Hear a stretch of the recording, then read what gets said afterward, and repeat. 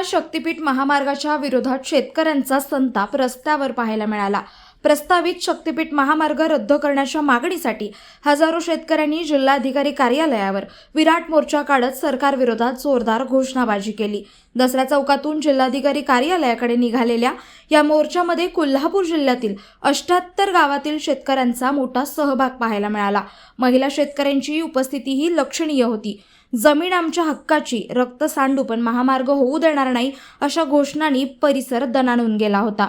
या आंदोलनामध्ये खासदार शाहू छत्रपती, आमदार सतेज पाटील, स्वाभिमानी शेतकरी संघटनेचे नेते माजी खासदार राजू शेट्टी, माजी आमदार ऋतुराज पाटील, माजी आमदार सत्यजित पाटील सरुडकर यांच्यासह अनेक नेते सहभागी झाले होते। आंदोलनकर्त्यांनी महामार्गामुळे अल्पभूधारक शेतकऱ्यांच्या जमिनी जाणार असून अनेक कुटुंबे भूमिहीन होण्याची भीती व्यक्त केली। जिल्हाधिकारी कार्यालयासमोर झालेल्या सभेमध्ये नेत्यांनी सरकारवर जोरदार टीका केली। आमदार सतेज पाटील यांनी सरकार दडपशाही करत असल्याचा आरोप करत शेतकरी जागेवर असताना जमीन मोजणी करून दाखवावी असे आव्हान दिले। तर जयंतराव पाटील यांनी कोल्हापूर, सांगली आणि सातारा जिल्ह्यातील शेतकऱ्यांच्या या महामार्गाला तीव्र विरोध असल्याचं सांगत सरकारने जनभावनांचा आदर करावा अशी मागणी केली आहे। माजी खासदार राजू शेट्टी यांनी या महामार्गाच्या खर्चावर प्रश्नचिन्ह उपस्थित करत सामान्यांच्या पैशातून होणारा खर्च थांबवण्याचा इशारा दिला।